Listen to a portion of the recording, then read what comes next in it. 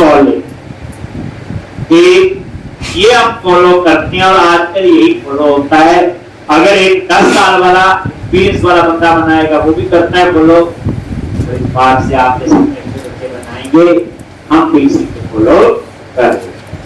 आप अंदाजा लगा लो हम कितने एक्सपीरियंस लोगों के साथ अपने प्रोजेक्ट को मैच करने जा रहे हैं।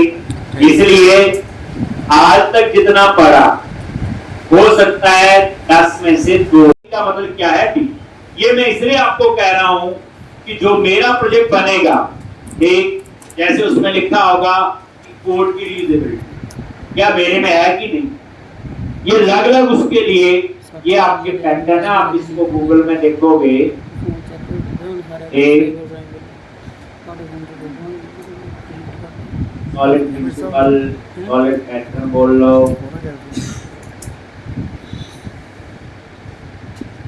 सॉलिड ठीक,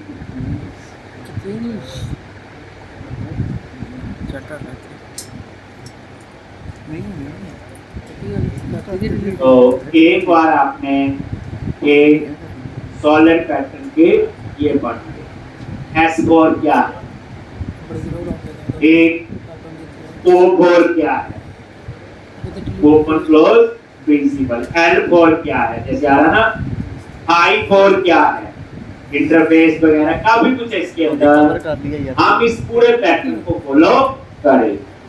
इंटरफेस भी होगी, रीयूजेबिलिटी भी होगी, ओपन क्लोज सारा काम होगा। लेकिन अभी नहीं मैंने माना, अभी हमें पता ही नहीं। जब मैं ये चीज प्रोजेक्ट में इंप्लीमेंट कर दोगे आपको एक एक चीज का आंसर पता होगा। एस है, ओ है, एल है, आई है, डी। तो सॉलिड ये दूसरा सॉलिड नहीं है, इंग्लिश वाला पूरा वर्ड। ये सॉलिड में अलग-अलग कैरेक्टर है और अलग-अलग उसका मीनिंग है। ये पढ़ना है और मैं कल पूछूंगा कि क्या-क्या मीनिंग, थ्योरी बनी, प्रैक्टिकल तो हम करेंगे। एक तो हम लोग प्रोजेक्ट में सॉलिड पैटर्न यूज करते हैं जो आज यूज होता है। एक चाहे 5 साल एक्सपीरियंस वाला है चाहे 10 वाला, कोई इसको यूज करता है। पहले दिन ही आपके साथ कुछ ऐसा हो गया, जब ये क्या होने जा रहा है, आपने सिर्फ सॉलिड की थ्योरी पढ़नी। एक जैसे ओ में लिखा होता है ना कि ओपन और क्लोज, हो सकता है डाटाबेस का कनेक्शन ओपन हो रहा है, क्लोज हो रहा है, डिस्पोज हो रहा है, नहीं हो रहा है, डिपेंडेंसी इंजेक्शन थोड़ा मैंने बीच में बताया है। अब आप एक करेंगे, लेकिन सॉलिड पैटर्न को फॉलो करना है। पर सॉलिड बोर्ड में तो करेंगे। और प्रोजेक्ट में क्या क्या चीजें यूज होंगी, ASP.NET कोर क्या यूज होगा, ASP.NET मेन चीज, कोर, MVC कोर, एक एंटिटी फ्रेमवर्क जो हमने यूज किया डाटाबेस के लिए, और आइडेंटिटी फ्रेमवर्क। आइए, एंटिटी फ्रेमवर्क यूज हो रहा है पर इसमें आइडेंटिटी फ्रेमवर्क भी यूज होगा।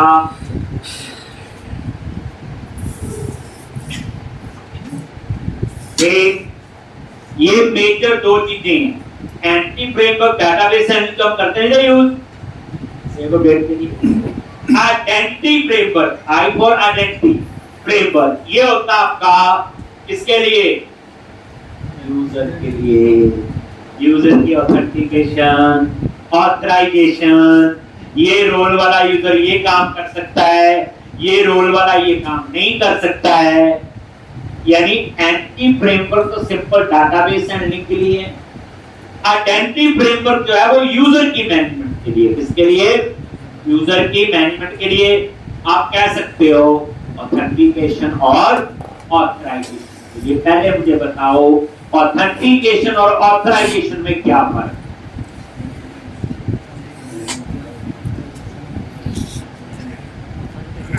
जैसे आप किसी ऑफिस में लेमैन की तरह एक में पढ़े। अब आप देखो हमें रेजर पेजेस के सिंटैक्स आते हैं, मैंने सिखाया आपको। एक और ये आइडेंटिटी फ्रेमवर्क है, माइक्रोसॉफ्ट ने बनाया हुआ। जब माइक्रोसॉफ्ट ने कोई चीज बनाई है उसकी प्रॉपर टेस्ट को साथ इंप्लीमेंट करूंगा चीजों को हम साथ साथ लिख लेंगे। ठीक, हम बनाने जा रहे हैं ई कॉमर्स सिस्टम। आप बोलो कोई और बना दो। हम ऐसा ही टॉपिक चूज करते हैं जिसको सबका नॉलेज है। अब हम लोग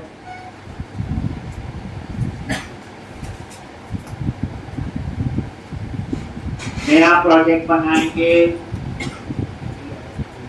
ग्रेट न्यू प्रोजेक्ट, और ASP.NET कोर वेब कोर में बना रही है। ठीक, और वही टेम्पलेट चूज किया जो हम पहले कर चुके हैं, मॉडल व्यू कंट्रोल। कौन सा है? मेरे ख्याल से कोर में नहीं किया ये वाला ना हमने। ASP.NET कर लो। कौन सा टेम्पलेट चूज करना है यहाँ लिख देना ना, देखो ASP.NET कोर ये चूज करो, और यहाँ पे अलग अलग टेम्पलेट ये वाला है ASP.NET core web app model view controller, यही लिखा है ASP.NET core with MVC core. और ये देखो लैंग्वेज सी शार्प, लेकिन किसी में भी चल सकता है। कोर का डिफरेंस यही तो है क्या, कोई भी प्लेटफॉर्म हो सकता है। जैसे आपने प्रोजेक्ट बनाया, क्लाइंट कहता है इसे रन करना सर्वर पे, वो सर्वर लाइन एक्सटेंड चल जाएगा, वो सर्वर विंडोज का चल जाएगा, वो सर्वर मैक का चल जाएगा। यही तो आपका कोर और सिंपल ASP.NET में फर्क है, यही फर्क है ना। याद होगा आपको। चूज किया, नेक्स्ट आ गया। आप यहाँ प्रोजेक्ट का नाम, ठीक, मैंने इसका नाम रख दिया जी बुक शॉपिंग प्रोजेक्ट _1 लगा दिया बैच के टाइम के हिसाब से। ठीक, कहाँ सेव करना है, जहाँ आपका मन है, एक अलग फोल्डर बना लो प्रोजेक्ट का, वो आपके चॉइस है। मैंने यहाँ ASP.NET कोर ये फोल्डर बना हुआ, मैं तो इसके अंदर सेव कर रहा हूँ ASP.NET कोर का ही प्रोजेक्ट है तो कोर में ही रख लिया। कल बैंगलोर होगा बैंगलोर का रखेंगे। ठीक, तो ASP.NEट कोर मतलब जो भी है। ठीक, आप ASP.NET कोर प्रोजेक्ट फोल्डर बना लो, उसके अंदर आप लोग सेव करना है। ठीक, और उसके बाद देन क्लिक ऑन नेक्स्ट। एक नेक्स्ट पे क्लिक किया, और ये देखो ये .NET 5 है। इसका लेटेस्ट वर्जन आ चुका है .NET 6, इसी ईयर में लॉन्च हुआ जनवरी फरवरी के अंदर। ठीक, तो मैं आपको .NET 6 भी करवाऊंगा। एक आपको एप्लीकेशन बनवानी है, मैंने माइक्रो सर्विसेज, तो माइक्रो सर्विसेज का जो प्रैक्टिकल करवाऊंगा वो .NET 6 में, और उस प्रैक्टिकल में वो सब कुछ होगा जो .NET 5 में आपने पढ़ा है, और 6 के हिसाब से क्या चेंज कर दीजिए। छोटा एग्जांपल है, पहले हम सिंपल ASP.NET में काम कर रहे थे तो कनेक्शन ही वेब में लिखते थे, फिर उसके बाद ऐप सेटिंग्स में आ गया, देखा होगा। ठीक, और 6 में ठीक, तो ना वहां startup.csv नहीं है, वहां सिर्फ program.csv, यानी आपको कुछ ज्यादा चेंजेस नहीं लगेंगे, यानी 99% तो यही चलेगा जो हम .NET 5। कोई पूछे प्रोजेक्ट बना रहे हैं .NET 5, लेकिन आप इसको .NET 6 में भी बना सकते हैं। एक जब वो करवाऊंगा तो उसमें सारा .NET 6 एक, क्योंकि अभी .NET 6 इतना ज्यादा नहीं यूज हो रहा है, अभी 2-4 महीने पहले तो आई है चीज, अभी भी चीज को मार्केट में यूज होने में थोड़ा सा टाइम लगता है। हम उसको पढ़ लें, और हमने तो शुरू से किया पता ही है, हम तो सबके सिंटैक्स में फर्क होगा और कोई ज्यादा चेंजेस नहीं। ऑथेंटिकेशन टाइप ये चीज नहीं मिलेगी, और यहाँ पे आपने नन होता है, पर इस बार आपने चूज करना है इंडिविजुअल अकाउंट। ये जैसे मैंने इंडिविजुअल अकाउंट चूज किया तो इसका मतलब इस पे अप्लाई हो गया आइडेंटिटी फ्रेमवर्क। हमने कुछ नहीं करना, माइक्रोसॉफ्ट ने वो फ्रेमवर्क अपने आप ही ऐड कर देना।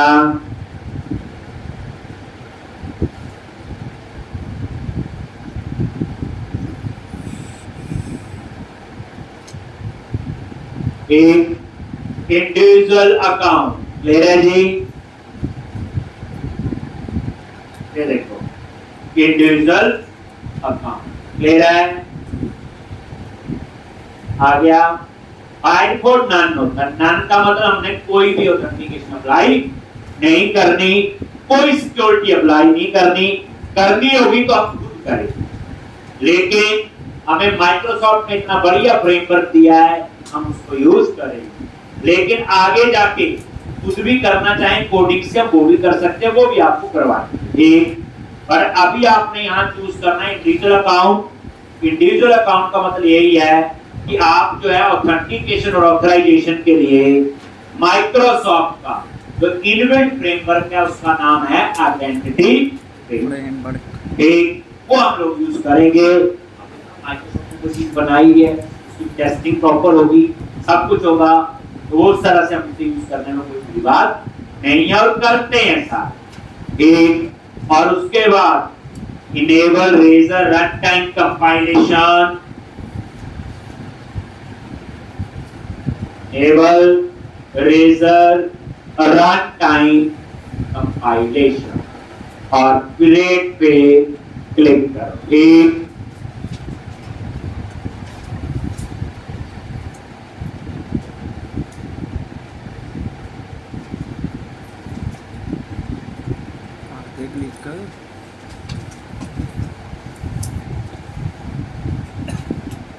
लेट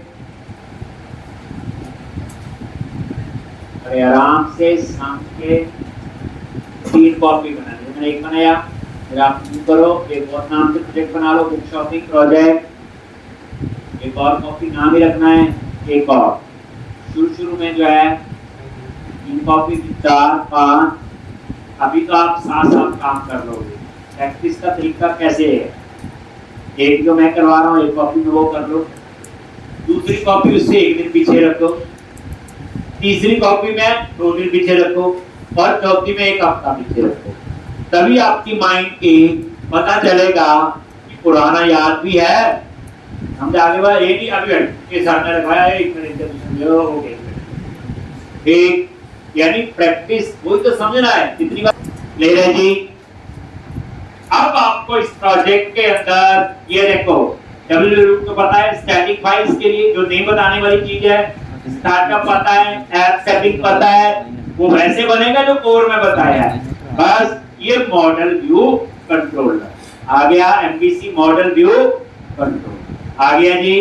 एक इसमें नई चीज इंट्रोड्यूस होगी, एरिया, जब यूज करूंगा तो आपको बताऊंगा ये भी यूज। एक ये एमवीसी से भी ऊपर है, स्टेप कहने का तो मेरा ही। तो अब ये एमपीसी मॉडल व्यू कंट्रोलर बोली जो हमने सिंपल 1 महीना लगा के पढ़ा, इसलिए उस पे बताने की ज्यादा जरूरत नहीं। अब उसके बाद ये देखो ऐप सेटिंग डॉट जेएसएन में क्या कुछ लिखा है। सबसे बड़ी बात, उन्होंने कनेक्शन से खुद ही लिखी। ठीक क्यों लिखा? क्योंकि हमने क्या यूज किया, जादू नहीं होता, याद रखना,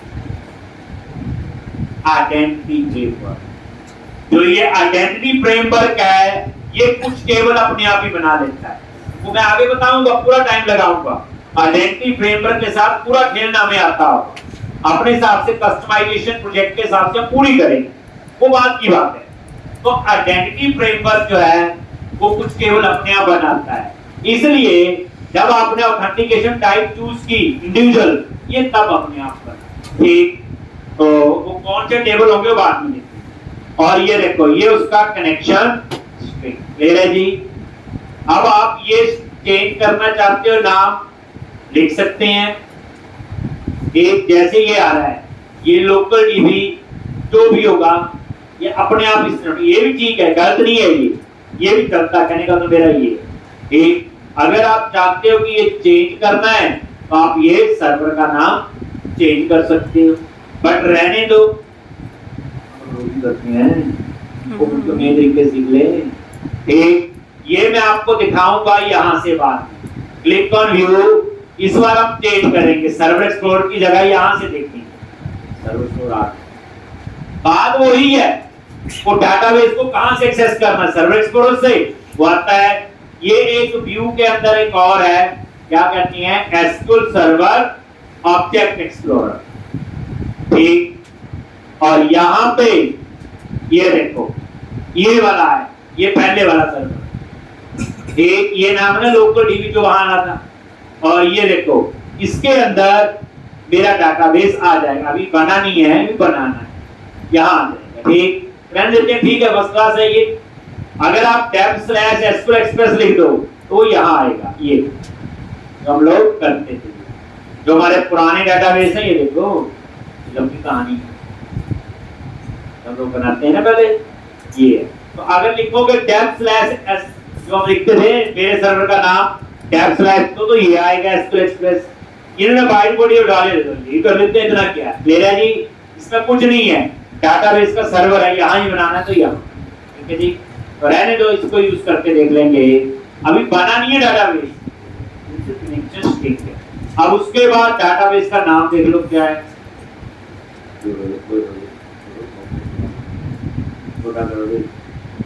ये डाटाबेस का नाम DB shopping project underscore work, इसके आगे ASP.NET हटा के यहाँ DB book shopping project underscore, थोड़ा सिंपल सा हो जाएगा।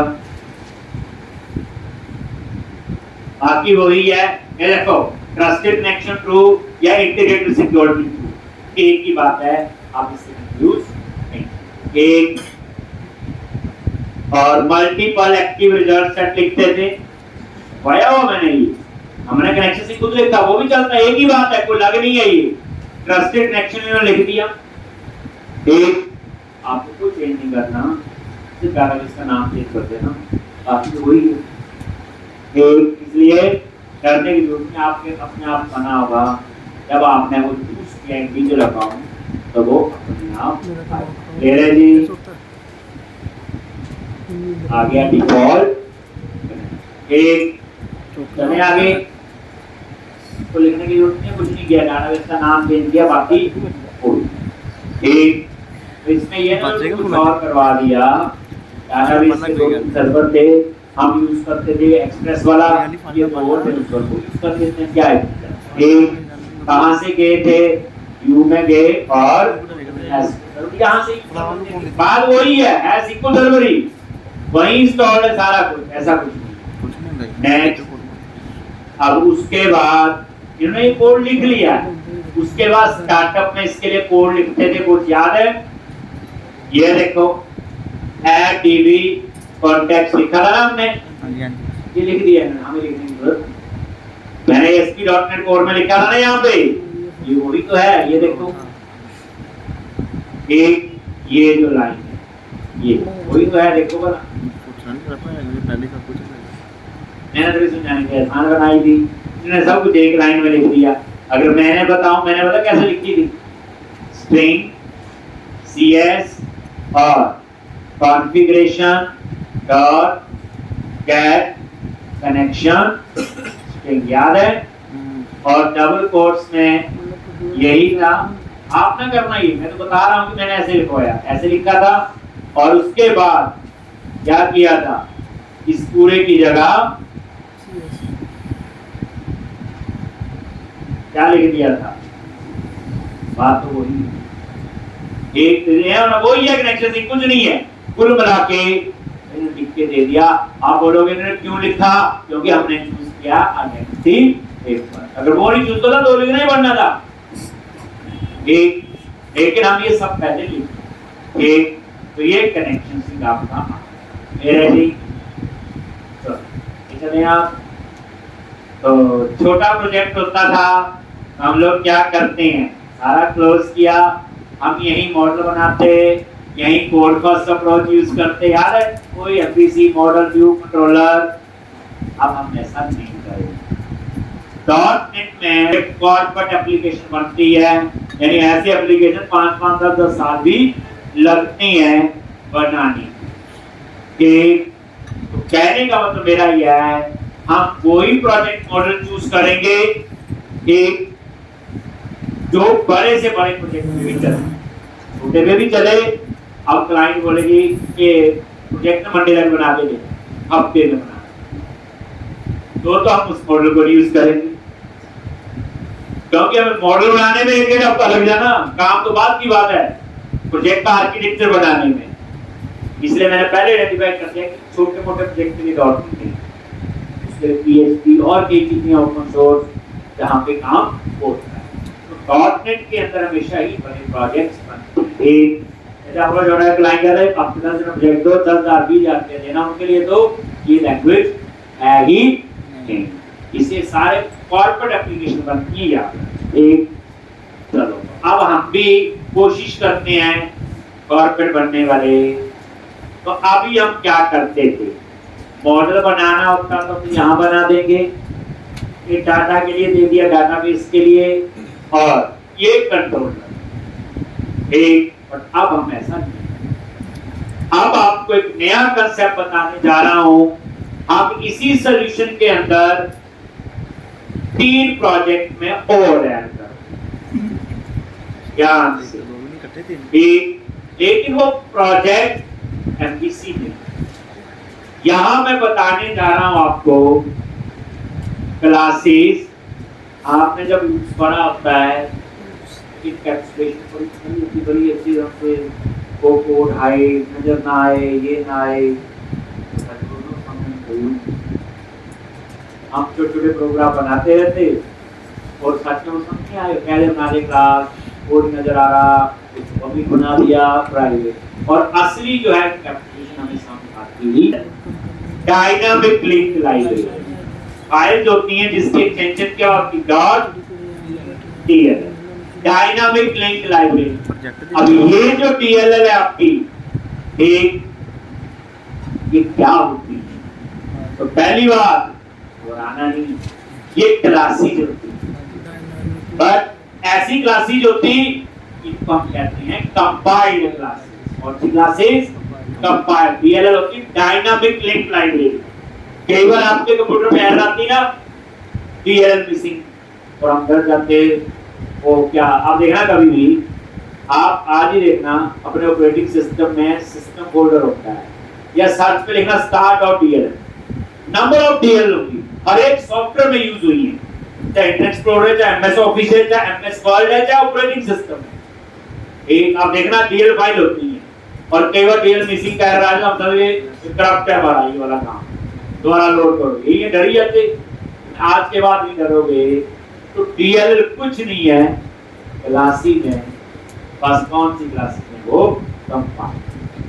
कौन सी क्लासेज है, कंपाइल। एक अब आप लोग इतने दिन से क्या करते थे, एप्रिल प्रेस करते थे, जो माइक्रोसॉफ्ट की क्लासेज होती थी, क्लासेज नहीं तो डीएल है, और वो कंपाइल का कोड थोड़ी नहीं रहता था कभी भी, देखा आपने। चलो यानी आपको मैं ये बताने की कोशिश कर रहा हूँ कि आप इससे काम नहीं, कोई माइक्रोसॉफ्ट यूज कर सकती चीज तो हम भी बनाते हैं, हम प्रोजेक्ट बना रहे हैं। अब वो खेल खत्म हो गया पढ़ने वाला। एक अब ये देखो, हम कुछ भी है, जैसे कंट्रोलर भी बना है, एक तो हम एक कंट्रोलर क्लास है, हम क्या करते हैं एप्पल, ध्यान से आगे। अब ये कंट्रोलर क्लास का ये सिर्फ पैटर्न की डिक्लेरेशन है, कोडिंग नहीं आएगी आपको नजर। ये देखो, ये सारी नजर कुछ नहीं आ रही कोडिंग। तो इसका मतलब ये कौन सी क्लासेज है, कंपाइल्ड क्लासेज। किसने बनाई है, माइक्रोसॉफ्ट। आप बोलोगे कैसे, अभी ऊपर नजर मारो, ये इसका नेम स्पेस है, एक ये जो इसमें यूज हुए हैं, लेकिन इसके ऊपर वाली लाइन देखो फर्स्ट, एक C drive program file dot net, ये लास्ट में क्या, इसका मतलब क्या हुआ, जितना नीचे का तामझाम नजर आ रहा है वो इस डीएल फाइल के अंदर बना है। तो डीएल क्या होती है, कंपाइल्ड क्लासेस हैं। दूसरी बात, आप बोलोगे हमने पढ़ी होती क्लासेस, पब्लिक क्लास, वो नॉन कंपाइल्ड क्लासेस हैं। एक जो हम लोग मॉडल में नहीं बनाते पब्लिक क्लास, वो क्लास ही है, वो that is non compiled classes. ये कंपाइल्ड क्लासेस है। एक नॉन कंपाइल्ड क्लास जो है वो प्रोजेक्ट के साथ कंपाइल होती है और उसको प्रोजेक्ट के अंदर यूज कर सकते हैं। तो DLL है, ये कंपाइल्ड क्लास है, ये पहले से कंपाइल्ड होगी, परफॉर्मेंस वेक्टर होगी नहीं होगी, और इसको हम लोग मल्टीपल प्रोजेक्ट्स में यूज कर सकते हैं। आपने देखा नहीं ये कंट्रोलर क्लास कितनी बार यूज की, कितने प्रोजेक्ट में यूज कर ली हमने, एक बार बनाई है। इसका मतलब क्या हुआ, जो कंपाइल्ड क्लासेस है उन्हें हम मल्टीपल प्रोजेक्ट्स में यूज कर सकते हैं। नॉन कंपाइल्ड क्लासेस है उन्हें हम with in the project use कर सकते हैं और उनका कोड नजर आता है, वो प्रोजेक्ट के साथ कंपाइल होती, ये प्री कंपाइल्ड होगी, पहले से कंपाइल। और जब भी हम DL की बात करें हम इनको असेंबलीज भी कहते हैं। मेरे को लिखा हुआ है, तो कोई पूछे भाई असेंबली यूज की, यस आज तक तो यूज ही करते आए हैं, आज तक इतने 2 महीने पढ़ते हो गए तो आज तक हमने असेंबली तो यूज की है। तो DL बोलो असेंबली बोलो एक ही बात। एक तो DL क्या होती, क्लासेस, कौन सी क्लासेस, कंपाइल क्लासेस। फायदा क्या है, एक से ज्यादा प्रोजेक्ट में यूज कर सकते हैं हम लोग। अब ये जो DL फाइल बनी है माइक्रोसॉफ्ट ने बनाई है, इसका सोर्स कोड तो हमारे पास है ही नहीं कि कोड क्या लिखा हुआ है, और ना हमें माइक्रोसॉफ्ट कभी देगी। तो आप कोई माइक्रोसॉफ्ट से काम थोड़ी हो, आप भी बनाओ DLL, आप भी बनाओ असेंबलीज, एक आप भी उनको यूज करो। एक रीयूजेबिलिटी यही होती है ना, कोई कहता क्लासेस क्यों पढ़ते हैं, तो हमारा आंसर क्या होता है, रीयूजेबिलिटी। तो रीयूजेबिलिटी नॉन कंपाइल्ड क्लासेस की भी होती है, जो C+ में पढ़ते हैं नॉन कंपाइल्ड होती हैं। तो जब प्रोग्राम कंपाइल होता तभी होती है कंपाइल। DL क्या आपकी प्री कंपाइल, तो DL बोले या असेंबली, डिफरेंस पता चल गया। DL को हम एक से ज्यादा प्रोजेक्ट में यूज कर सकते हैं। ये प्री कंपाइल्ड है, परफॉर्मेंस वेक्टर होगी, कोई इस कोड को देख नहीं सकता, कोई कोड इसको चेंज नहीं कर सकता, सिर्फ वो यूज कर सकता है। जैसे आज तक हम माइक्रोसॉफ्ट का जितना भी देखते थे, जैसे SQL कनेक्शन लिखते थे, SQL कमांड, क्या है वो क्लासेस हैं, कंपाइल क्लासेस सारी, जितने मर्जी प्रोजेक्ट में यूज की थी नहीं। जितना भी आज तक माइक्रोसॉफ्ट का काम जाम देखा, एक नेम स्पेस है, इसके ऊपर एक चीज और है, असेंबली। यही हुई है टोटल। आज हम भी बनाएंगे इनको, हम कैसे बनाते हैं। ले रहे जी, परफॉर्मेंस बेटर होगी, कोड की यूज होती है, क्लासेस इसीलिए यूज करते हैं। कोड हाइड भी होगा, क्या होगा, कोड हाइड। समझाई बात। अब आपको पूरा स्ट्रक्चर यूज करते हैं, उसके भी थोड़ी नजर रखनी है। लॉजिक अब हम लोग इस प्रोजेक्ट में एक और ऐड करेंगे, दैट इज क्लास लाइब्रेरी। ये प्रोजेक्ट जो टेम्पलेट है उसका नाम क्लास लाइब्रेरी है वो DLL क्या है, वो DLL बोलो, कंपाइल क्लासेस बोलो, असेंबलीज बोलो, एक ही बात। ठीक है जी, चलें। तो आप क्या करो, सॉल्यूशन देखो, हम इसको सॉल्यूशन एक्सप्लोर क्यों कहते हैं, इसमें हम एक से ज्यादा प्रोजेक्ट्स भी रख सकते हैं। तो अब हमारे इस केस में 3-4 प्रोजेक्ट्स और बनेंगे, वो मैं आपको बताता हूँ, पहले बनाते हैं। तो सॉल्यूशन पे राइट क्लिक करो, ऐड न्यू प्रोजेक्ट। यहाँ क्या किया, सॉल्यूशन पे राइट क्लिक किया, ऐड न्यू प्रोजेक्ट, यानी सीधा क्लिक किया, एक ऐड न्यू प्रोजेक्ट। यानी हम लोग न्यू प्रोजेक्ट कैसे करते हैं ना, फाइल एक और न्यू प्रोजेक्ट कैसे करते हैं ना। यहाँ क्या किया, आप ऐसे कर लो, नहीं तो आप ऐसे फाइल ऐड ऐसे भी कर लो। ऐड का मतलब है इसी सॉल्यूशन में एक नया प्रोजेक्ट ऐड होगा, न्यू प्रोजेक्ट। और यहाँ चूज करो क्लास लाइब्रेरी, तो यहाँ लिखो क्लास लाइब्रेरी। पहली बात है, ये जो क्लास लाइब्रेरी है ये MVC नहीं है, इसमें क्लासेस बनेंगी बस। कौन सी क्लासेस बनेंगी, हम बनाएंगे साथ, एक एक लाइन का कोड होगा, एक तो क्लास लाइब्रेरी एक, और ये देखो क्लास लाइब्रेरी ये, project for creating a class like that target .NET Standard और .NET Core। ये .NET Core पे भी चल सकती है और जो .NET Standard जो पहले हमने ASP डॉट पर ही उसमें भी चल जाएगी। ठीक, C#, ये देखो Core है तो Android, Unix सब पे चलती है। यही टेम्पलेट आपने यूज करना है। दूसरा तो विजुअल बेसिक वाला है। ठीक, तीसरा जो है ये .NET फ्रेमवर्क वाला ही है, पुराने वाला जो था। हमारा कौन सा टेम्पलेट यूज होगा? ये क्लास लाइब्रेरी इसमें लिखा हो, देखते हैं .NET स्टैंडर्ड और .NET core C#। Then next, और इसका नाम रख लो, तो इसका नाम मैं रखता हूं जी book shopping project, book shopping project dot underscore one है ना प्रोजेक्ट का नाम, dot data access, data access dot data access. ठीक, इसमें सारा मैं डाटाबेस का काम, एक माइग्रेशन ये वो टेबल वगैरह सारा कुछ इसके अंदर बनेगा। इस प्रोजेक्ट में बना वहां से क्लिक कर दो। अब हर एक चीज की सेपरेशन है। पहले एक एमपीसी पढ़ते थे, अब यहाँ एमपीसी के ऊपर की चीजें हमने इसमें ऐड ऑन की।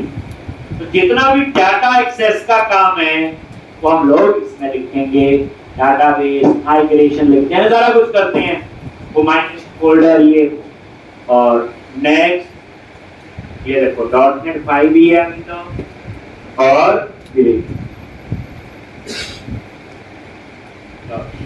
कुछ नहीं आया इसमें, सिंपल एक क्लास आई है, क्लास 1 ठीक है,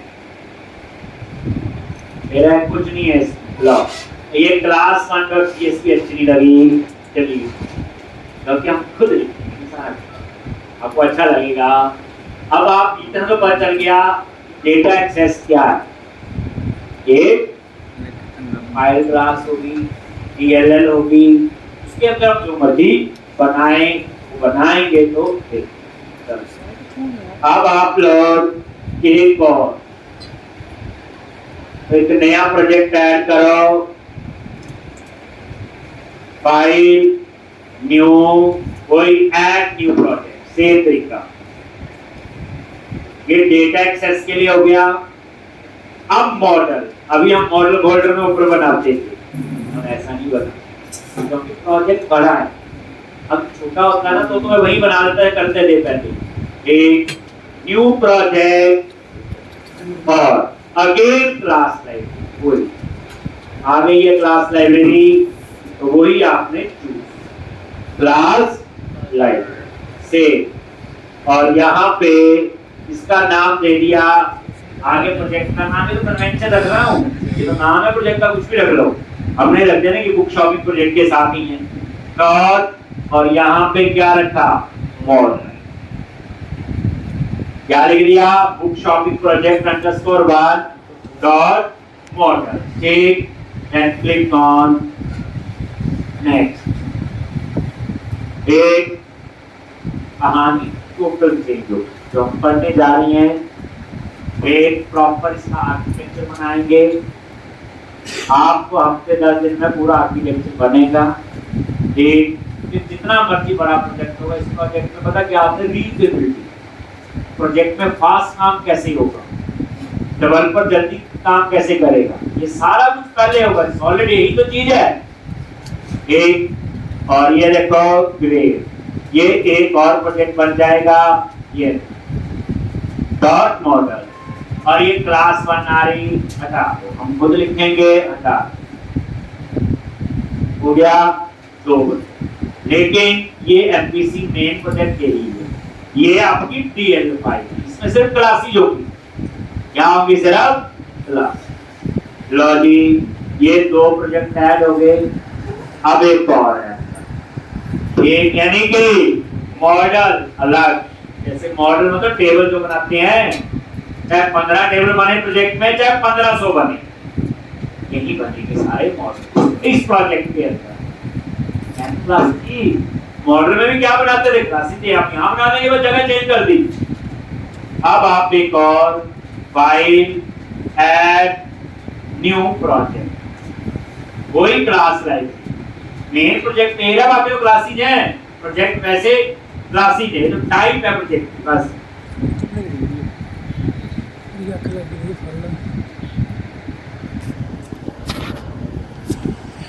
देन नेक्स्ट, और यहाँ पे नाम दे दिया book shopping project underscore 1 dot utility. इस फोल्डर का इसमें नाम रखा यूटिलिटी। बेसिकली इसके अंदर मैंने कॉमन चीजें स्टोर करनी है जो कल को पूरे प्रोजेक्ट में यूज करें। डॉट यूटिलिटी, ठीक।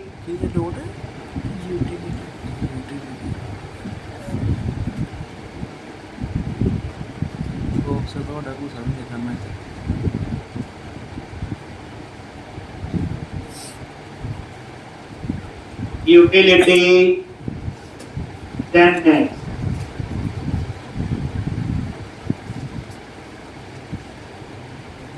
और ग्रेड,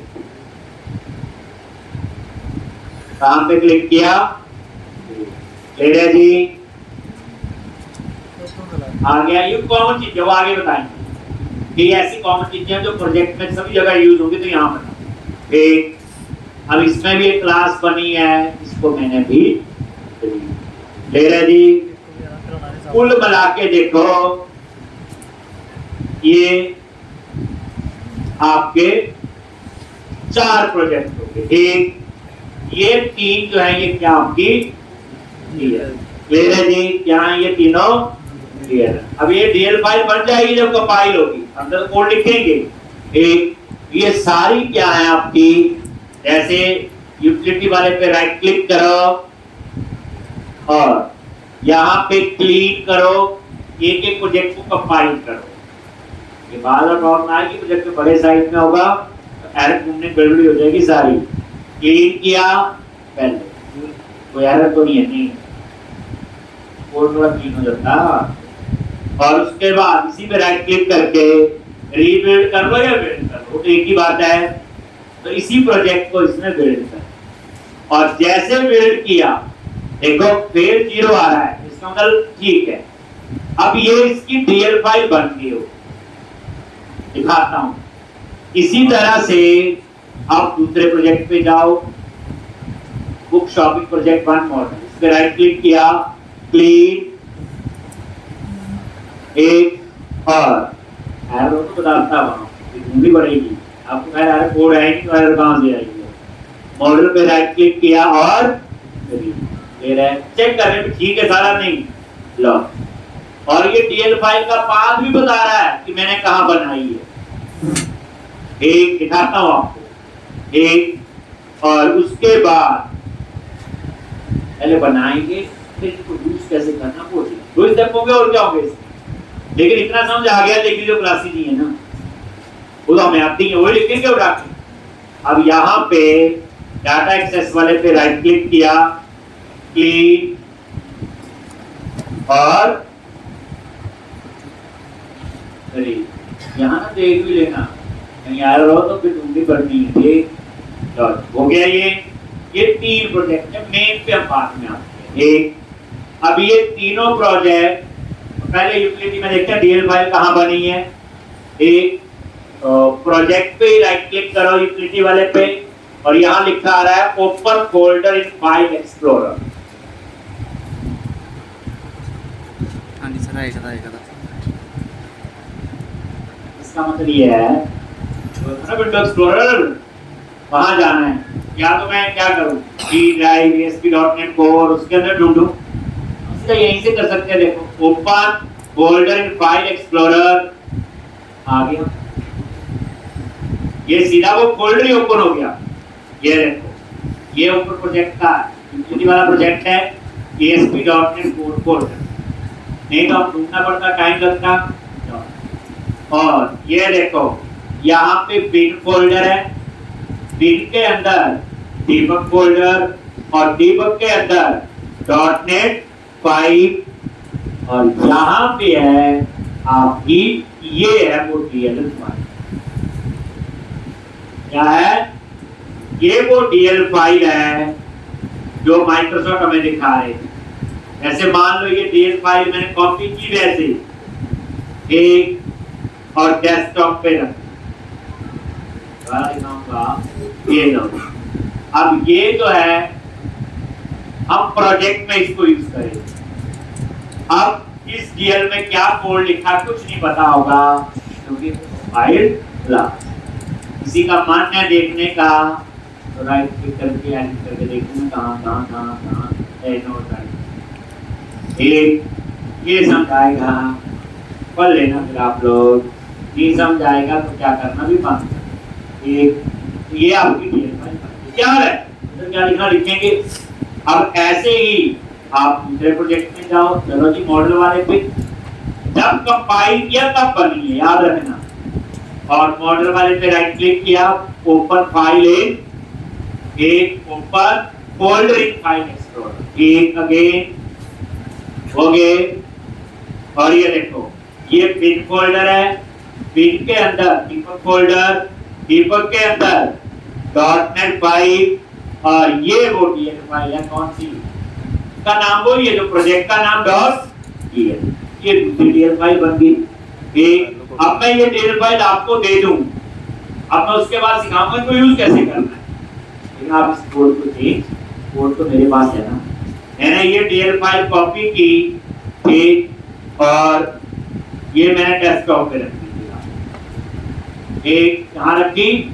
डेस्कटॉप ये रख दी।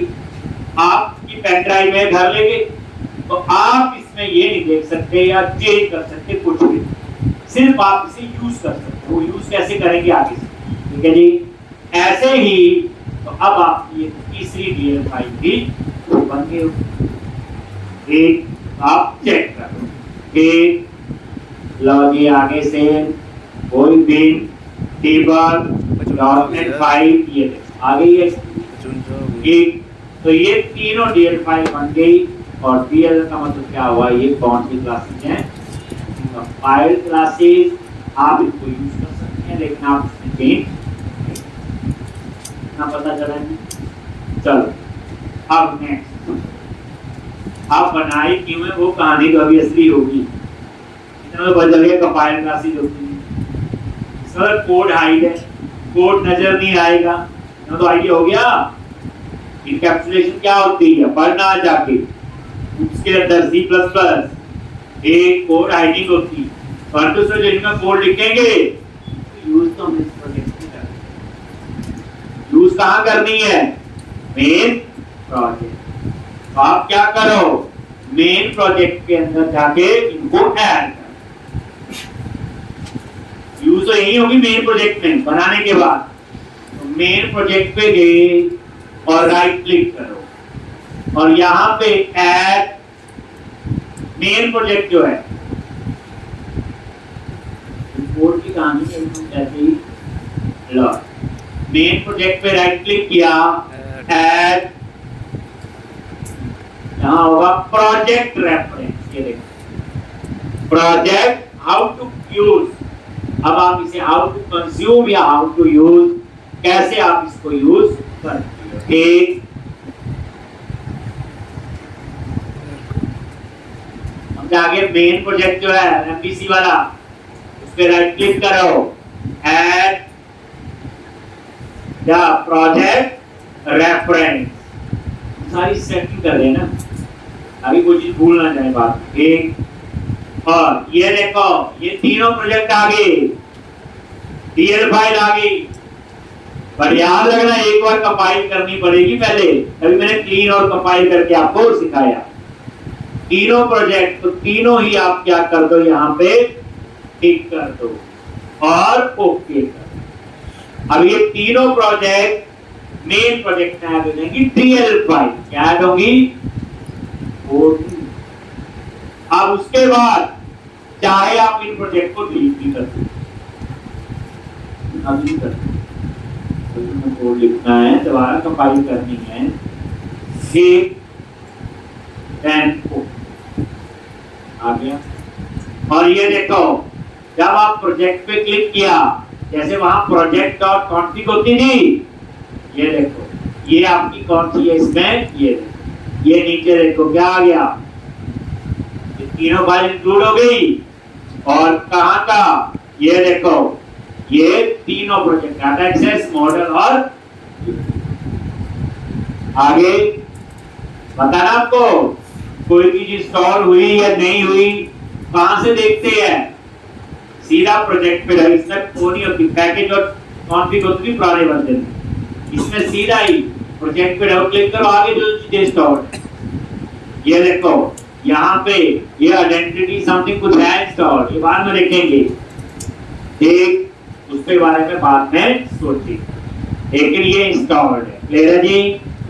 अब यहाँ पे ये तीनों ऐड हो गया जी। नेक्स्ट, अब क्या करो, सबसे पहले ये जो डेटा फोल्डर है, इसके अंदर ना माइग्रेशन वगैरह बनाई हुई है, एप्लीकेशन डीबी कॉन्टेक्स्ट भी बनाई है। आप क्या करो, इस डेटा फोल्डर को यहां से कट करो, क्या करो, कट। अब प्रोजेक्ट का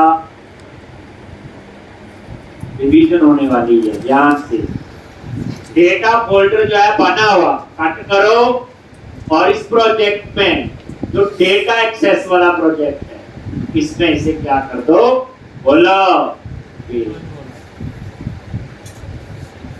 कर दिया। अब डेटा यहां से हटा, एक तो यहां पे कर दिया, तो हटा लिख दो,